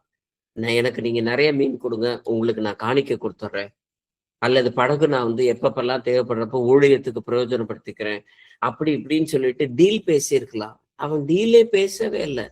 எதுவுமே வேணாம் ஆண்டவரே, நீங்க எனக்கு போதும் ஆண்டவரே. அவன் 2000 வருஷத்துக்கு முன்னாடியே என்ன ஒரு எதிர்பார்ப்பு இல்லாம இருக்கு. ஆனா கர்த்தருடைய வருகை வந்துச்சு அப்படின்னா, இந்த பூமியில இருக்கக்கூடிய 1000 வருட அரசாட்சிக்கு தகுதி உள்ளவர்கள் சொல்றப்ப, இன்னைக்குமே நம்மளுடைய இன்னும் சொந்த நீதியை பேசிக்கிட்டு இருந்தோம் அப்படின்னா, நம்மை போல பரிதபிக்கப்பட்டவர்கள் வேற யாருமே இல்லவே இல்லை. அதனாலதான் அவனால சொல்ல முடிஞ்சிச்சு. அப்போஸ்தலர் 3வது அதிகாரம் 6வது வசனம். அப்பொழுது பேதுரு, வெள்ளியும் பொன்னும் என்னிடத்தில் இல்லை, என்னிடத்தில் உள்ளதை உனக்கு தருகிறேன். நசரேயனாகிய இயேசு கிறிஸ்துவின் நாமத்தினாலே நீ எழுந்து நட என்று சொல்லி. சொந்த நீதியை பேசியிருந்தா அவனுக்கிட்ட இருந்திருக்கும், வெள்ளியும் பொண்ணும் இருந்திருக்கும். அன்னைக்கு போட்டை தள்ளி ஆழத்துக்கு போய் மீன் பிடிச்சது மாதிரியே தொடர்ச்சியா இயேசு கிறிஸ்துவே, நீங்க எனக்கிட்ட கூடவே இருங்க ஆண்டவரே, எனக்கு வந்து இந்த மாதிரி வந்து என்னது மீன் பிடிக்கிறதுக்கு கத்துக் கொடுங்க ஆண்டவரே, இப்படி என்னை ஆசிர்வதிங்க, ஆசிர்வதிக்க நான் பெருகுனவனாய் போயிருவேன் அப்படின்னு சொல்லிட்டு ஏழைகளுக்கெல்லாம் பொன்னும் வெள்ளியும் கொடுக்குற அளவுக்கு இவன் பெரிய ஆளா நின்றிருக்கிறதுக்கான வாய்ப்பு உண்டு. அதனாலதான் மேலானவைகளை தேடுங்கள், மற்றவை அனைத்தும் கூட கொடுக்கப்படும். இவங்கிட்ட இன்னைக்கு அந்த பொன்னும் வெள்ளியும் கொடுக்கறதுக்கு, இன்னைக்கு ஏழைய பார்த்து கொடுக்கறதுக்கு நசரேயனாகிய இயேசு கிறிஸ்துவின் நாமம் மாத்திரமே இருக்கிறது. அந்த நாமத்தினால எழுந்து நடன்னு சொல்லிட்டு போகிற இடத்துல எல்லா இடத்துலயுமே அற்புதங்கள், அடையாளங்கள். இவன் நிச்சயமா இயேசு கிறிஸ்துவின் நாமத்தினால அன்னைக்கு படகுல இருந்து சம்பாரிச்ச பெரிய செல்வந்தன் ஆயிருந்தானா, போகிற இடத்துல எல்லாத்துலயுமே தான தர்மம் செஞ்சிருந்திருப்பான். ஆனா அதை விட பெரிய நீதி இயேசுவின் நாமத்திற்குள்ளார இருந்துச்சு. ஏன்னா லூக்கா 12வது அதிகாரம் 21வது வசனம். தேவனிடத்தில் ஐஸ்வர்யவனாய் இராமல் தனக்காகவே பொக்கிஷங்களை சேர்த்து வைக்கிறவன் இப்படியே இருக்கிறான் என்றார். ஆமென். எங்க நீங்க ரிச்சா இருக்கிறீங்கன்றதை இன்னைக்கு பாத்துக்கோங்க. சுயநீதியில ரிச்சா இருக்கிறீங்களா, தேவ நீதியில ரிச்சா இருக்கிறீங்களா? உங்களுடைய சுயநீதியை பாருங்க. இன்னைக்கு வந்து எந்த ஒரு குறைவும் இல்லாதவர்களா நீங்க இருக்கிறீங்க. எந்த ஒரு காரியத்திலயுமே இன்னைக்கு நான் நினைச்சேன்னா ஏதாச்சும் செய்ய முடியும், ஏதாச்சும் வந்து கான்ட்ரிபியூஷன் கேட்கறீங்களா, கொடுக்க முடியும். 10,000 கேட்கறீங்களா, கொடுக்குறேன். இப்ப என்னது ஏதாச்சும் காரியம் செய்யணுமா, செய்ய முடியாது. சுயநீதி. ஆனா தேவ நீதியில, ஏன்னா நாம வந்து எந்த இடத்துல ஐஸ்வர்யமானா இருக்கிறோம், எந்த பொக்கிஷத்துல வைத்திருக்கிறோம். ஏன்னா உங்களுடைய பொக்கிஷத்தை பூச்சியும் துருவும் அரிக்காத இடத்துல சேர்த்து வைங்கன்னு சொல்லி இருக்குது. அப்ப அந்த இடத்துல சேர்த்து வைக்கிறதுக்கு நம்மளுடைய காரியங்கள் எல்லாவற்றையுமே முன்னோக்கி நகர்த்துகிறோமா, யோசிப்போம். ரோமருக்கு எழுதின நிருபம் 8வது அதிகாரம் 28வது வசனம். அன்றியும் அவருடைய தீர்மானத்தின்படி அழைக்கப்பட்டவர்களாய் தேவனிடத்தில் அன்பு கூறுகிறவர்களுக்கு சகலமும் நன்மைக்கு ஏதுவாக நடக்கிறது என்று அறிந்திருக்கிறோம். இன்னைக்கு தேவனிடத்துல அன்பு கூறுகிறவர்களுடைய எண்ணிக்கை தான். ஏன்னா நான் தேவனிடத்தில் அன்பாய் இருக்கிறேன் அப்படின்னு சொல்லிட்டு தான் இருக்கிறோம். ஆனா இன்னைக்கு என்னுடைய வலியோ, வேதனையோ, என்னுடைய பிரச்சனையோ, என்னுடைய காரியங்களோ ஏதாச்சும் நிக்கிறப்ப கர்த்தர் என் மேல அன்பா இல்லை, கர்த்தர் இன்னும் என்னுடைய ஜெபத்தை கேட்கல அப்படின்னு சொல்லிட்டு தேவனுடைய அன்பை என்னைக்கு நீ சீர்தூக்கி பார்க்க ஆரம்பிக்கிறியோ அப்ப உங்ககிட்ட தேவ அன்பு இல்லைன்னு அர்த்தமாயிடும். ஏன்னா தேவனிடத்தில் அன்பு கூறுகிறவர்களுக்கு தான் என்ன நேர்ந்தாலும். ஏன்னா யோபுக்கு வந்து மனைவியின் மூலமாவும் பிரச்சனை வந்துச்சு, நண்பர்கள் மூலியமாவும் பிரச்சனை வந்துச்சு, பிசாசு மூலியமாவும் பிரச்சனை வந்துச்சு. தன்னுடைய சொத்துக்கள், சம்பத்துக்கள், பிள்ளைகள், தன்னுடைய குடும்பம், ஆஸ்தி, அந்தஸ்து அத்தனையுமே ஓவர் நைட்ல இறந்ததுக்கு அப்புறமேட்டும் அவன் பிசாசுக்கு இடம் கொடுக்கல, தேவனிடத்தில் அன்பாய் இருந்தான். அந்த நம்பிக்கையில தான் இயேசு கிறிஸ்து பிசாசை பார்த்து சேலஞ்ச் பண்றாரு, வேணா அவனை தொட்டுப்பாரு. தொட்டு பார்த்ததுக்கு அப்புறமேட்டும் அவன் என்னையதான், ஏன்னா அவன் பிசாசு வந்து சேலஞ்ச் பண்ணி பாக்குறான். நீ அவனுக்குரியது எல்லாத்தையும் நீங்க வேலையை அடைச்சு பாக்குறீங்க, அதனால அவன் வந்து ரொம்ப என்னது பாதுகாப்பா இருக்கிறதுனால அவன் சொல்றான், வேணா வேலையை பிச்சு விடுற, நீ வேணா வந்து பாரு, சரீரத்துல அவனுக்கு நலம் தரீங்க. அதனால இவ்வளவு காரியத்திலையுமே அவன் தேவ நீதியை சார்ந்தவனாய் இருக்கிறான். ஏன்னா இன்னைக்கு நம்மளுடைய சமூகத்துல சொந்த நீதியை மாத்திர, எனக்கு ஏன் ஆண்டவரை எப்படி ஆயிடுச்சு, எனக்கு ஏன் ஆண்டவரை இது இல்லை அது இல்லை, எனக்கு மட்டும் மற்றவங்களுக்கெல்லாம் இருக்குது, எனக்கு மட்டும் ஏன் குறைவா இருக்குது அப்படின்னு சொல்லிட்டு சுயநீதியை மாத்திரமே உன்னுடைய சொந்த ஜெபத்துல பேசுகிறவர்களா இருப்பீர்கள் அப்படின்னா தேவனிடத்துல உங்களுடைய அன்பு குறைவாய் இருக்கிறது அர்த்தம். தேவனிடத்தில் அன்பு கூறுகிறவர்களுக்கு தான் சகலமும் நன்மைக்கு எதுவா நடக்கும். தேவனிடத்துல அன்பு குறைவாய் இருக்கிறவர்கள் சகலமும் அப்படியே ஆப்போசிட் தான். நன்மைக்கு எதுவாய் நடக்கிறது என்று அப்படின்றத அப்படியே ஆப்போசிட்ல போட்டு பார்த்துக்கோங்க. 1 கொரிந்தியருடைய புத்தகம் 11வது அதிகாரம் 19வது வசனம் வாசிப்போம். உங்களில் உத்தமர்கள் இன்னார் என்று வெளியாகும்படிக்கு மார்க்க பேதங்களும் உங்களுக்குள்ளே உண்டாயிருக்க வேண்டியதே. ஆமென். ஏன்னா உத்தமர்கள் இன்னார் என்று வெளியாகும்படி நம்ம கிட்ட இருக்கக்கூடியவர்கள்ல இன்னைக்கு கிறிஸ்தவனா இருக்கிறவன் எல்லாருமே சபைக்குள்ளார இருக்கிறவன் எல்லாருமே பரலோகம் போவானா அப்படிங்கிற நிச்சயம் உறுதியா இல்லை. அதே ஒழுங்குதான் இன்னைக்கு சபைக்குள்ளார ஞானஸ்தானம் வாங்கி அங்கத்தினராய் இருக்கக்கூடிய அத்தனை பேருக்குமே பரலோகம் கேரண்டின்னு சொல்லி எழுதி வைக்கப்படவில்லை. இறுதி பரியந்தம் வரைக்கும் நிலைத்திருக்கிறவனே தேவனுடைய ராஜ்யத்தை சுதந்திரிக்க முடியும். கடைசி வரைக்கும் நிலைச்சிருக்கணும். என்ன பிரச்சனை வந்தாலும் எல்லா காரியத்திலையுமே உங்களுடைய பொறுமையை இழக்காதபடிக்கு, உங்களுடைய பரிசுத்தத்தை குறைவில்லாதபடிக்கு காத்து கொள்ளுகிறவர்களா இருக்கும்படிக்கு நம்ம மார்க்க பேதம், எந்த ஒரு பேதமும் எங்குள்ளார இருக்கக்கூடாது. ஆண்டவர் வந்து அவனுக்கு மட்டும்தான் செய்யறாரு. அவங்கெல்லாம் பணக்காரவங்க, நாங்கெல்லாம் ஏழை, அவங்கெல்லாம் வேற சாதி, நாமெல்லாம் வேற சாதி, அவங்கெல்லாம் வந்து பெரிய ஆளுங்க, நாமெல்லாம் சின்ன ஆளுங்க, அந்த பேதம் எதுவுமே இந்த சபைக்குள்ளார யாருக்குள்ளாரையுமே இருக்க கூடாது என்று அந்த பேதங்கள் உங்களுக்குள்ளார உண்டாயிருக்க வேண்டியது என்ன? அப்படி வேண்டி இருக்கிறதே கூடவே கூடாது, வெளியாகும்படிக்கு. ஏன்னா உத்தமர் இன்னார் என்று விளங்கும்படிக்கு தேவன் வந்து அப்பதான் விளங்கக்கூடியவர்களா இருக்கிறோம். ஏன்னா இந்த சபை அப்படின்னாலே எதையாச்சும் ஒரு காரியத்தை ஒரு என்னது தேவையில்லாத காரியம் நடந்துச்சுனாலே உடனே கண்டிக்க வேண்டியதா தான் இருக்குது. தேவையில்லாத ஒரு நிகழ்வு இருந்துச்சுனாலே வசனத்துப்படி நாம வந்து திருத்த வேண்டியதா தான் இருக்குது. உடனே கோச்சுக்கிறோம், உடனே அதுக்குரிய காரியங்கள் எல்லாத்தையுமே என்னைய மட்டும்தான் அவர் சொல்றாரு, மற்றவங்கள அவங்களெல்லாம் கேட்டாங்களா இவங்களெல்லாம் கேட்டாங்களான்னு சொல்லி இன் கம்பேரிசன்ல சுயநீதியை தான் நாம் பேசுகிறவர்களா இருக்கிறோம். ஆனா பேதுரு அப்படி இல்லை. மத்தேயு எழுதின சுவிசேஷம் 16வது அதிகாரம் 22வது வசனமும் 23வது வசனமும் வாசிப்போம். அப்பொழுது பேதுரு அவரை தனியே அழைத்து கொண்டு போய், ஆண்டவரே, இது உமக்கு நேரிடக்கூடாதே, இது உமக்கு சம்பவிப்பதில்லை என்று அவரை கடிந்து கொள்ள தொடங்கினார். அவரோ திரும்பி பேதுருவை பார்த்து, எனக்கு பின்னாக போ சாத்தானே, நீ எனக்கு இடரலாய் இருக்கிறாய். தேவனுக்கு ஏற்றவைகளை சிந்தியாமல் மனுஷருக்கு ஏற்றவைகளை சிந்திக்கிறாய் என்றார். ஆமேன். அப்போ இயேசு கிறிஸ்துவுக்கு மேல இருக்கக்கூடிய அக்கறையில இவன் சொல்றான். யாரு? பேதுரு. அக்கறையில இவர் போறாரு, பாடுபடுவாரு, மனுஷனால காட்டி கொடுக்கப்படுவாரு, அவ்வளவு பாடுகள் இருக்கும், எருசலேமுக்குள்ளார திரும்ப போக போறோம் அப்படிங்கிற விஷயத்த எல்லாத்தையுமே முன்குறித்து எல்லாத்தையுமே அவர்கிட்ட கூப்பிட்டு சொல்றாரு. ஆனா அப்ப வந்து தனியா கூட்டிட்டு போய் நம்ம இப்பதான் போனோம், கல்லால எறியறதுக்கு அவங்க எல்லாம் தயாரா இருந்தாங்க, திரும்ப எதுக்கு நாம அங்க போகணும் அப்படின்னு சொல்லிட்டு இயேசு கிறிஸ்துவையே கடிந்து கொள்ளக்கூடிய உரிமை எடுத்துக்கொள்ளுகிறான். இன்னைக்குமே பெரியமானவர்களே, நாம எடுத்துக்கொள்ளக்கூடிய உரிமைகள் ஆவிக்குரிய உரிமைகளா அல்லது மாம்சத்துக்குரிய உரிமைகளா அப்படிங்கிறத கொஞ்சம் நிதானித்து பார்ப்போமே. நிறைய விஷயங்கள்ல நாம ஆண்டவரே எனக்கு நீங்க எது செஞ்சாகணும் ஆண்டவரே, அது செஞ்சாகணும் ஆண்டவரே, அப்படி இருக்கணும் ஆண்டவரே, இப்படி இருக்கணும் ஆண்டவரேன்னு சொல்லிட்டு நம்மளுடைய தனிப்பட்ட ஜெபங்கள் எல்லாமே இன்னைக்கு என்னது, ஜெபத்துல வியாதியினுடைய விடுதலைக்காக ஜெபம் பண்றது நல்லதுதான், பொருளாதாரத்தினுடைய ஜெபம் பண்றது நல்லதுதான், நம்மளுடைய வளர்ச்சிக்காக ஜெபம் பண்றது நல்லதுதான், தனிப்பட்ட உயர்வுக்காக நம்மளுடைய ஜெபங்கள் இருக்கிறது நல்லதுதான். ஆனா அது மட்டுமே ஜெபமா இருந்துச்சுன்னா அது நல்லது இல்லை.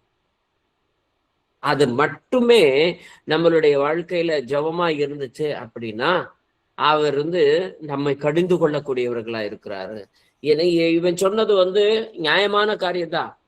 தனி நீதியை நீங்க கூடாது ஆண்டவரை, நீங்க காட்டி கொடுக்கப்படக்கூடாது ஆண்டவரை, அதனால நாம இதுல இருந்து தப்பிக்கிறதுக்கு வழியை பார்க்கலாம்னு சொல்லிட்டு சுயநீதியை பேசலாம். ஏன்னா உங்களை போல நல்லவர் எங்களுக்கு கிடைக்கிறதுக்கான வாய்ப்பே கிடையவே கிடையாது. அவன் பேசியிருக்கக்கூடியதெல்லாம் இன்னும் நீளமா இருக்கும். ஆவியானவர் நமக்கு ரத்தன சுருக்கமா சின்னதா 2 வரிக்குள்ளார அந்த இடத்துல முடிச்சுட்டாரு. கண்டிக்க தொடங்கினான், நீங்க அந்த பக்கம் போகவே கூடாது அப்படின்றப்போ இயேசு கிறிஸ்து திரும்ப திட்டுறாரு. திட்டுற வார்த்தை அவரோ திரும்பி பேதுருவை பார்த்து அப்படிங்கிறது. அப்போ மத்தவங்க எல்லாருக்கும் முன்னாடியே தான் பேசியிருக்கிறார் அப்படிங்கிறது அந்த இடத்துல அர்த்தமா. அப்ப எல்லாருக்கும் முன்னாடியே அவனை பார்த்து சாத்தானேன்னு திட்டுறாரு. ஆனா அதையுமே அவன் பெருசா எடுத்துக்கவே இல்லை. எல்லாத்தையுமே என்னது ரொம்ப ஈஸியா எடுத்துக்கிறான். பட் வேறஸ் இது யூதாசு கையில பணப்பை கொடுத்த உடனே அவன் பெரிய ஆள் ஆயிட்டான். அவங்களுக்கு விசாரிக்கக்கூடியதுல 2 பேருமே கம்பேர் பண்ணி பாக்குறப்ப பேதுரு அவ்வளவு தூரத்துக்கு படிச்ச ஆள் கிடையாது. ஆனா யூதாசு படிச்சவன். பேதுருக்கு அவ்வளவு தூரத்துக்கு கணக்கு வழக்கோ லாஜிக்கோ அவ்வளவு தூரத்துக்கு தெரியாது அப்படின்னா, ஆனா ரொம்ப கன்னிங் அண்ட் டெக்னிக்கானவன் யூதாஸ் காரியத்து 12 பேரை தெரிந்தெடுக்கிறப்பவே அவனுக்கு என்ன பேரு அப்படின்னா, லூக்கா எழுதின சுவிசேஷம் 6வது அதிகாரம் 16வது வசனத்தை மட்டும் வாசிப்போமே. யாக்கோபின் சகோதரனாகிய யூதா, துரோகியான யூதாஸ் காரியோத்து என்பவர்களே. ஆமென். அப்போ இவனுடைய பேரே துரோகியான யூதான்றதே 12 அப்போஸ்தலர்களுக்கு குறிக்கப்படுறப்ப அப்படியே குறிச்சுதான் இருக்குது வேதாகமம். அவன்கிட்ட உள்ளுக்குள்ளார எவ்வளவு இருந்துச்சுன்னா, நான் மற்றவங்களை காட்டிலும் ரொம்ப நல்லா படிச்சுவேன், மற்றவங்களை காட்டிலும் கணக்கு வழக்கு பார்க்கக்கூடிய அளவுக்கு பணப்பை என்கிட்ட தான் இருக்குது, நான் தான் ரொம்ப பெரிய ஆளு அப்படின்னு சொல்லிட்டு இவன்கிட்ட வைராக்கியமும் மற்றவங்களை குறித்ததான விரோதமும் இவனுக்குள்ளார இருக்கிறப்போ வசனம் என்ன சொல்லுது அப்படின்னா, யாக்கோபு 3:16,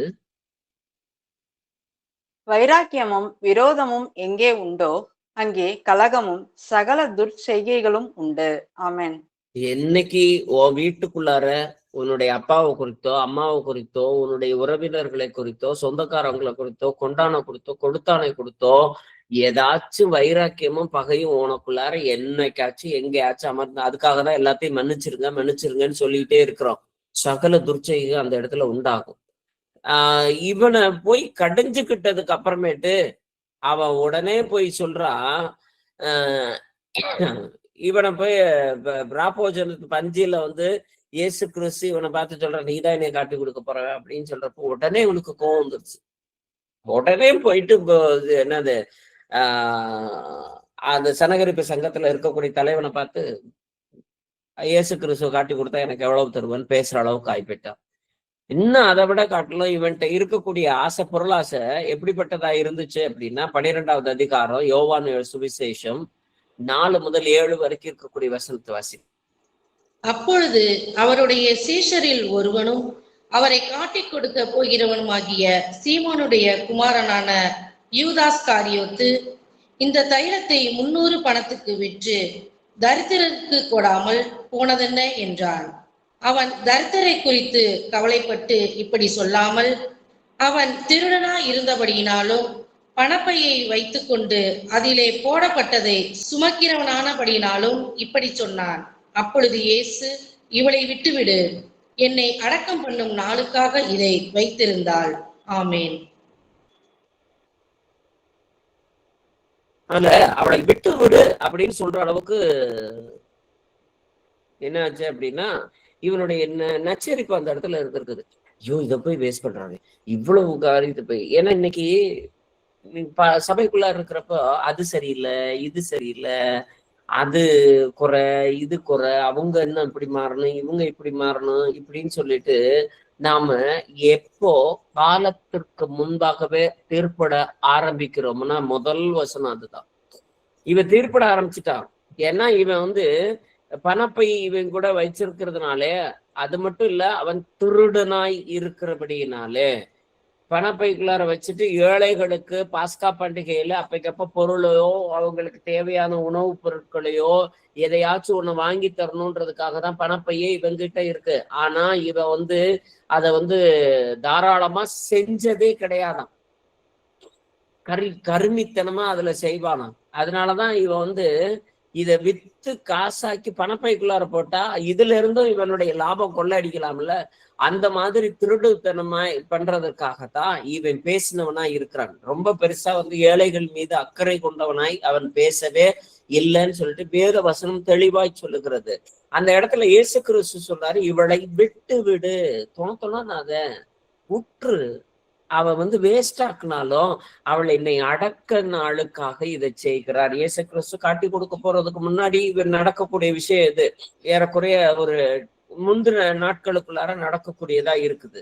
ஆனா இத அறியாதவனாய் அவன் உலக ஞானத்துக்குள்ளார தன்னுடைய சுயநீதியை மட்டும் பேசுறவங்கள நிறைய சந்தர்ப்பங்கள்ல நம்மளுடைய சொந்த நீதியை மட்டுமே பேசுகிறவர்களாய் இருப்போமே. ஆனால் அப்போஸ்தலர் பணி 20வது அதிகாரம் 35வது வசனம், இப்படி பிரயாசப்பட்டு பலவினரை தாங்கவும் வாங்குகிறதை பார்க்கிலும் கொடுக்கிறதே பாக்கியம் என்று கர்த்தராகிய இயேசு சொன்ன வார்த்தைகளை நினைக்கவும் வேண்டுமென்று எல்லா விதத்திலேயும் உங்களுக்கு காண்பித்தேன் என்றான். ஆமீன்.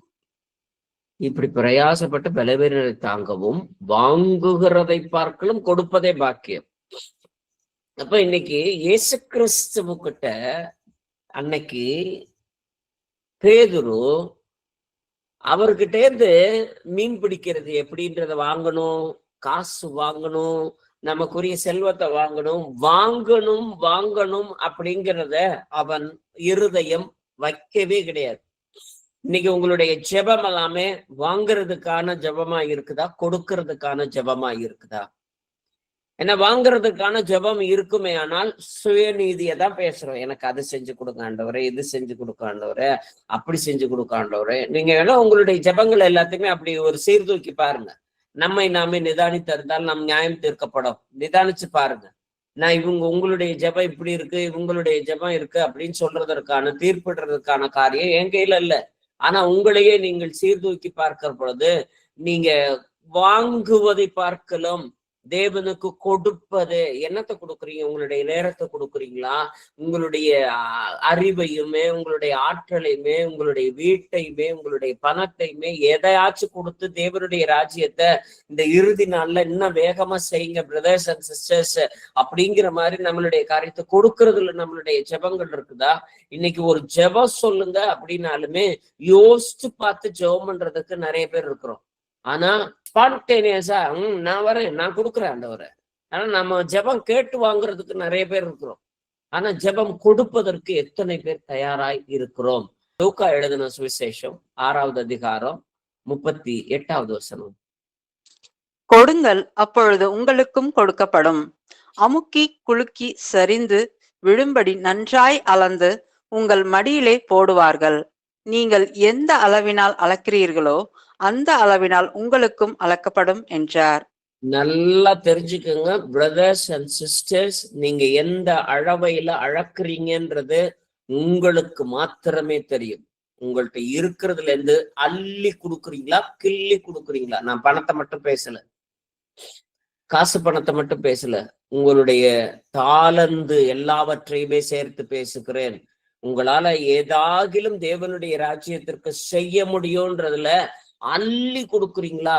நீங்க அந்த அள்ளி கொடுக்கறது அப்படின்னா அது என்னது, பாரம்பரிய சபையும் கட்டிட சபையும் இன்னைக்கு காணிக்கையை மட்டும்தான் பேசிட்டு இருக்குது. அதை நான் பேசவே இல்லை.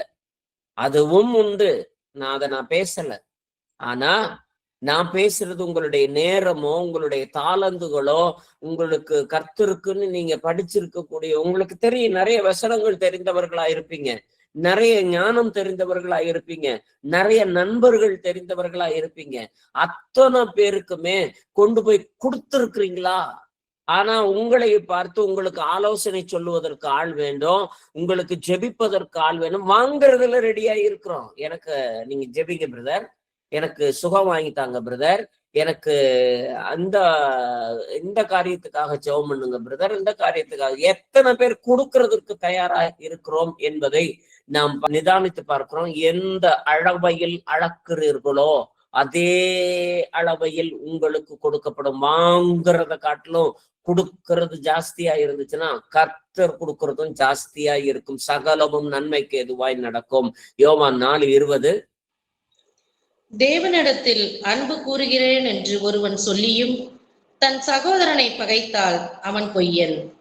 தான் கண்ட சகோதரனிடத்தில் அன்பு கூறாமல் இருக்கிறவன் தான் காணாத தேவனிடத்தில் எப்படி அன்பு கூறுவான்? இந்த சபையில காண்கிற சகோதரனோட சகோதரியோடு கூட நம்மளுடைய அன்பும் சிநேகமும் பகிர்தலும் நம்மளுடைய உறவும் அந்யூன்யமும் இதெல்லாம் இல்லை அப்படின்னா காணாத தேவன்ட்டு எப்படி நீங்க இருப்பீங்கன்றது வேதம் கேட்கிறது, நான் கேட்கவில்லை. ஏன்னா சொந்த நீதியை மாத்திரம் பேசிக்கிட்டு இருக்கிறவங்க, நான் இவ்வளவு இந்த எக்ஸ்டென்ட் தான் பிரதர் என்னால இருக்க முடியும், இதுக்கு மேலெல்லாம் என்னால இறங்கி எல்லாம் வர முடியாது அப்படின்னா யூ பி தேர். எந்த அளவையால் அளப்பீர்களோ அதே அளவையால் உங்களுக்கும் அளக்கப்படும். எதுக்கு மேல நான் இறங்கி வர முடியாது தேவனும் சொல்லுவார். அந்த சமயத்துல நீங்க கேட்பதற்கு தயாரா இருங்க. இன்னும் ஒரு 10 நிமிஷத்துல முடிச்சிடுறேன். இருக்கிறவங்க எல்லாரும் அப்படியே ஸ்டே ஆகுங்க, ஒன்னும் அவசரம் கிடையாது. மத்தேயு எழுதின சுவிசேஷம் 6வது அதிகாரம் 1 வசனம். மனுஷர் காண வேண்டும் என்று அவர்களுக்கு முன்பாக உங்கள் தர்மத்தை செய்யாதபடிக்கு எச்சரிக்கையாயிருங்கள். செய்தால் பரலோகத்தில் இருக்கிற உங்கள் பிதாவிடத்தில் உங்களுக்கு பலனில்லை. மனுஷன் பார்க்கிறதுக்காக மாத்திரம் நம்மளுடைய நீதியை நாம் கடைபிடிக்கிறவர்களா இருப்போமே, ஆனால் அது சுய நீதி. தேவன் பார்க்கிறார் என்று நாம் அவர்கள் யாருடைய கண்களிலும் காணாதபடிக்கு இருந்தாலும் அதை நீதியாய் செய்கிறவர்களாய் இருந்தோம்னா நாம் பரலோக நீதியை, தேவ நீதியை பாராட்டுகிறவர்களாய் இருக்கிறோம். மார்க் 7:6. அவர்களுக்கு அவர் பிரதியுத்தரமாக, இந்த ஜனங்கள் தங்கள் உதடுகளினால் என்னை கனம் பண்ணுகிறார்கள், அவர்கள் இருதயமோ எனக்கு தூரமாய் விலகி இருக்கிறது என்றும். இந்த சபைக்குள்ளார இது மாத்திரம் இருக்கவே கூடாது. நாம இந்த சபைக்குள்ளார இருக்கிறோம் அப்படின்னா இதனுடைய அங்கீகாரமே வேற. தேவனுக்கு உள்ளார இருக்கக்கூடியதுல எடுத்துக்கொள்ளப்படுவதற்கென்று ஆயத்தம் பண்ணுவதற்காக மாத்திரமே நிர்ணயிக்கக்கூடியது. இதுக்கு கூட்டம் கூட அவசியம் இல்லை. பெரும் திரளா இருந்து எல்லாருமே நான் இன்னும் எத்தனை ஆத்மாவை கூட்டிட்டு போனீங்கன்னு சொல்லி கணக்கு கேட்பாரு, அப்படி இப்படின்னு உலகத்தான் சொல்லி கொடுக்குற மாதிரி எனக்கு சொல்லி கொடுக்கல. இருக்கக்கூடியவர்களை தேவனுடைய சமூகத்துல ஞானம் உள்ள விதத்துல கொண்டு போய் சேர்க்கிறதுக்கு. ஏன்னா உதடுகளினால் மாத்திரம் சேர்ந்து கொள்ளுகிறவர்களா, நல்ல இனிக்க பேசுறவங்களா இருக்கிறதுக்காக இந்த சபையில இருக்கணும்ன்ற அவசியம் இல்லவே இல்லை. நாம தேவனுடைய சமூகத்துல உதடுகளினால் மாத்திரம் அல்ல, நம்மளுடைய இருதயத்திலுமே. ஏன்னா எல்லா இடத்துலயுமே வெற்றி சிறக்க பண்ணுகிறது தான் தேவனுடைய மகா பெரிதான மேன்மை மிகுந்த சித்தம். அதனால் நாம் உதடுகளினால் மாத்திரமல்ல உள்ளத்தினாலும் தேவனை சேர்ந்து கொள்வதற்கு ரோமர் 3:13 வாசிப்போமே. அவர்கள் தேவ நீதியை அறியாமல் தங்கள் சுய நீதியை நிலைநாட்ட தேடி தேவ நீதிக்கு கீழ்ப்படியவில்லை. ஆமென். ஏன்னா நம்மளுடைய சுய நீதியை மட்டும் நிலைநாட்டுறதற்கு எனக்கு சுகம் வேண்டும், தேவைதான், இல்லைன்னு சொல்லல. பணம் வேணும், தேவைதான் சொல்றேன், இல்லைன்னு சொல்லல. நான் எதுவுமே இல்லைன்னே சொல்லவே இல்லை. ஆனா எதை நீங்க தேடுறீங்களோ அதோட நின்னுக்கங்க. அதுக்கு மேல எதிர்பார்க்காதீங்க. ஆனா இந்த எதிர்பார்க்கறது மட்டும், நான் 1000 வருட அரசாட்சியில இருக்கக்கூடியவனா இருக்கணும், கர்த்தர் வருகையில நான் எடுத்துக்கொள்ளப்பட வேண்டியவனா இருக்கணும். ஆனா நான் இருக்கிற விதமாவே இருப்பேன். நான் எப்படி இருக்கிறேனோ அப்படியே இருந்துட்டு போயிட்டு, வாரத்துக்கு ஒரு தடவை வந்து கரெக்டா வந்து நான் சபையில கலந்து கொள்ளுவேன். தினைக்கு 8 மணிக்கு இருக்கக்கூடிய ஆன்லைன் பைபிள் ஸ்டடியில கலந்துக்குவேன். எனக்கு ஏதோ கொஞ்சம் பைபிள் படிப்பேன் பிரதர், ஏதோ கொஞ்சமா ஜெபம் பண்ணுவேன் பிரதர், ஏதோ ஒரு 4 வார்த்தை பேசுவேன் பிரதர். இதோட நிறுத்திக்கிட்டோம்னா ஏதோ கொஞ்சமா பரலோக நீதியை தரேன்னா வாங்கிக்கிறதுக்கும் தயாரா இருந்துக்கங்க. ஆனா அவர் வந்து தேவ நீதியை அறியாமல், தேவ நீதிங்கிறத அமுக்கி குலுக்கி சரிந்து விழும்படிக்கு கொடுக்கக்கூடியதுதான் தேவ நீதி. எந்த அளவையால ஏதோ அளந்து கிள்ளி கிள்ளி இருக்கக்கூடிய விதத்துல கொடுக்குறோம் அப்படின்னா, சுய நீதியை நிலைநாட்ட தேடுகிறவர்களுக்கு தேவ நீதிக்கு கீழ்ப்படியவில்லை என்று அர்த்தம். நாம என்னைக்கெல்லாமே உங்களுடைய சுயநீதியை சாட்சி இன்னைக்கு பெரும்பாலான பேர் சொல்லதான் செய்யறாங்க. நான் ஜெபித்தேன், அது சரியா போச்சு, அது சரியா போச்சு, அது கிடைச்சிச்சு, இது வந்துச்சு, அப்படி இப்படின்றது எல்லாமே சொல்லக்கூடியது எல்லாமே நல்லா தெரிஞ்சுக்கங்க பிரதர்ஸ் அண்ட் சிஸ்டர்ஸ், சுய நீதிக்குள்ளாரதான் அவைகள் எல்லாமே இருக்கக்கூடியதா இருக்குது. தேவ நீதி அப்படின்னா அதையும் தாண்டின விஷயங்கள். அதையும் தாண்டின விஷயங்கள்ல வர்றப்போ நாம் தேவ நீதிக்கு கீழ்ப்படுகிறவர்களாய் போகிறோம். அப்படி இல்லை அப்படின்னா தேவ நீதிக்கு இன்னமும் நாம் கீழ்ப்படியவில்லை என்று அர்த்தம். கலாத்தியர் 6:3. ஒருவன் ஒன்றுமில்லாதிருந்தும் தன்னை ஒரு பொருட்டென்று எண்ணினால் தன்னைத்தானே வஞ்சிக்கிறவன் ஆவான். ஆமென். இன்னமும் நாம வந்து இருதயம் குத்தப்படாம, நம்ம கிட்ட இன்னும் வந்து இன்னென்ன குறைபாடுகள்லாம் இருக்கு, இன்னதெல்லாம் சரி பண்ணிக்கணும் அப்படின்றத உணராம இருந்தோம் அப்படின்னா, நம்மை போல பரிதபிக்கக்கூடியவர்கள் வேறு யாரும் இல்லவே இல்லை. நம்மை நாமே நிதானித்து பார்ப்போமே. கடைசியாக பிலிப்பியருக்கு எழுதின நிருபம் 3வது அதிகாரம் 8வது வசனத்துல இருந்து அப்படியே தொடர்ச்சியா 1 by 1 வாசிக்க அப்படியே முடிப்போம். அது மாத்திரமல்ல, என் கர்த்தராகிய கிறிஸ்து இயேசுவை அறிகிற அறிவின் மேன்மைக்காக எல்லாவற்றையும் நஷ்டமென்று எண்ணிக்கொண்டிருக்கிறேன். நான் கிறிஸ்துவை ஆதாயப்படுத்திக் கொள்ளும்படிக்க நியாய பிரமாணத்தினால் வருகிற சுய நீதியை உடையவனாயிராமல், கிறிஸ்துவை பற்றும் விசுவாசத்தினால் வருகிறதும் விசுவாசம் மூலமாய் தேவனால் உண்டாயிருக்கிறதுமான நீதியை உடையவனாயிருந்து கிறிஸ்துவுக்குள் இருக்கிறவன் என்று காணப்படும்படிக்கும், இப்படி நான் அவரையும் அவருடைய வெயிட் பண்ணுங்க, அப்படியே வெயிட் பண்ணுங்க. அடுத்து அப்படியே தொடர்ச்சியா வாசிக்கலாம். அது மாத்திரமல்ல அப்படின்னா இதுக்கு முன்னாடி நிறைய விஷயங்கள் சொல்லி இருக்கிறாங்கன்னு அர்த்தம். அது மட்டும் இல்ல, நீங்க ஏற்கனவே பரிசுத்தவான்கள் தான், ஏற்கனவே இயேசு கிறிஸ்துவின் நாமத்தினால ஞானசானம் பெற்றவர்கள் தான், ஏற்கனவே நீங்க வந்து நல்ல தேவ நீதியில கட்டப்பட்டவர்களாக தான் இருக்கிறீங்க அப்படின்றது தேவனுடைய சமூகத்துல அறிந்ததாய்த்தான் இருக்குது.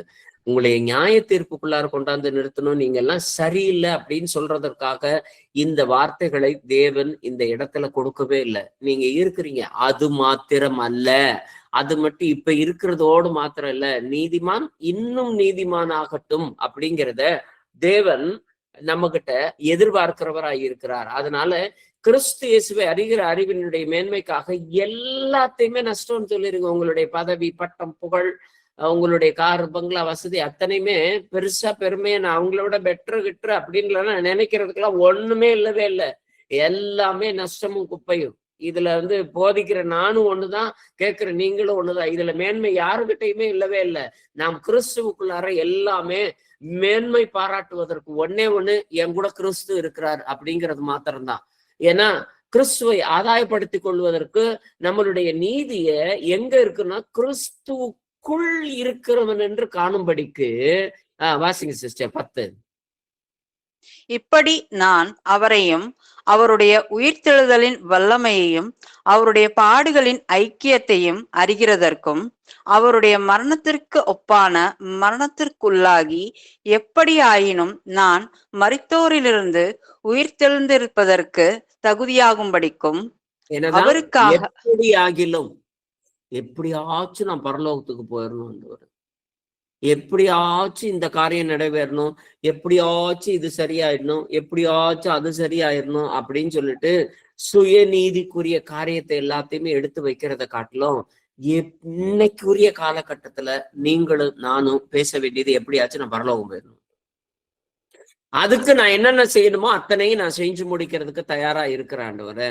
எனது கண்ணு இல்லாம நீ பரலோகத்துக்கு வந்தாலும் சரிதான், கால் இல்லாம பரலோகத்துக்கு வந்தாலும் சரிதான், இடரலா இருக்கக்கூடிய கை இல்லாம பரலோகத்துக்கு வந்தாலும் சரிதான். ஆனா இதெல்லாம் சரியாயி நான் முழுசா சேரணும் ஆண்டவரே, இதெல்லாம் முதல் சரி பண்ணுங்க ஆண்டவரேன்னா அதை சரி பண்ணி விட்டுருவாரு ஆண்டவர். ஆனா பரலோகத்தை இழந்துருவாங்க. அதுல நம்ம எல்லாவற்றையுமே நான் நஷ்டம்னு கருதி நீதிய கிறிஸ்துவுக்குடையவனா இருந்து அவருக்குள்ளார 11-12 சேர்த்து வாசித்துருங்க. அவருக்காக எல்லாவற்றையும் நஷ்டம் என்று விட்டேன், குப்பையுமாக எண்ணுகிறேன். நான் அடைந்தாயிற்று அல்லது முற்றும் தேறினவனானேன் என்று எண்ணாமல், கிறிஸ்து இயேசுவினால் நான் எதற்காக பிடிக்கப்பட்டேனோ அதை நான் பிடித்து கொள்ளும்படி ஆசையாய் தொடர்கிறேன். ஏன்னா நாம எதுக்காக உங்களை ஞானஸ்தானம் கொண்டாந்து இந்த சபைக்குள்ளார உட்கார வச்சிருக்கிறார் கர்த்தர்? நோக்கம் இல்லாம இல்ல.